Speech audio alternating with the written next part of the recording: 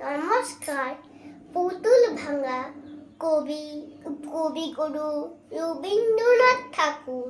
৭৭-২৭ আমি বলেছিলেম বলে গুরু মশাই আমার পরে উঠল রাগে জ্বলে।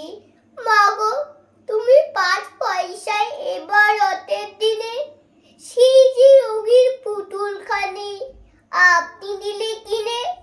খাতার নিচে ছিল দেখালে এক ছেলে। গুরু মশাই রেগে ভেঙে নিলেন ফেলে। বললেন তো ৩ রাত্রের কেবল যত খেলা। একটু তোর মন বসে না পড়াশোনার বেলা। মাগো আমি জানাই কাকে, ওর কি গুরু আছে? আমি যদি নালিশ করি এক্ষুনি তার কাছে। কোনো রকম খেলার পুতুল নেই কি মা ওর ঘরে? সত্যি কি অনেকটু মন নেই পুতুলের পরে?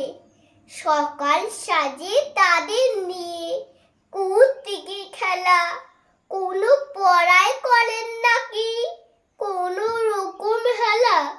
ওর যদি সেই পুতুল নিয়ে ভাঙেন কি ওর আগে? মা ও মনেটা কেমন তর লাগে। ধন্যবাদ।